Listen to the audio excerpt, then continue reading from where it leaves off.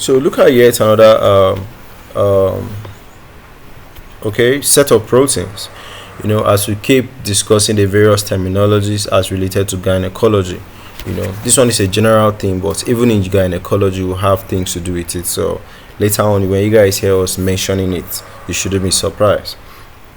So for alpha-fetoprotein, we said that it's a protein that is primarily produced by the fetal liver and the yolk sac during development. Now, can you see that it's actually even directly, linked to gynecology? So in adults, alpha-fetoprotein are typically very low. Do you understand? So if they rise, if you see the levels being risen in an adult, that means you are suspecting that there is a disease condition. Do you understand? So they are kind of like markers. You see it high in adults, there's a problem. Alright, so they are actually a useful biomarker in both prenatal screening and cancer diagnostics. Alright, so not only in adults, alright, even as they are high in fetus, there should be a level at which they should peak.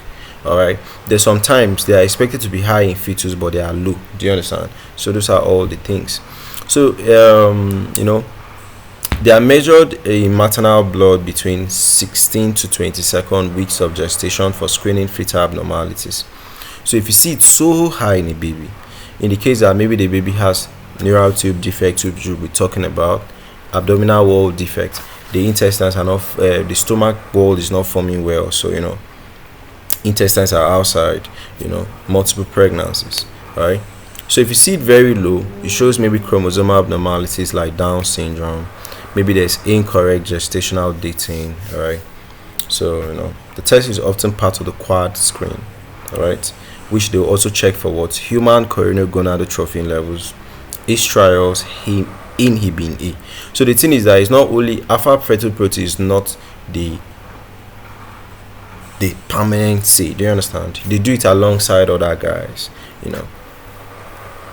So as a tumor marker, you could see, if you see it high in an adult, it shows that there's liver cancer. That's a non-pregnant adult.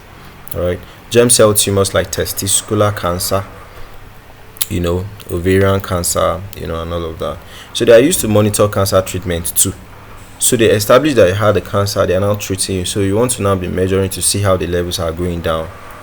Also dictate your occurrence to see if you have a possibility of having that cancer again.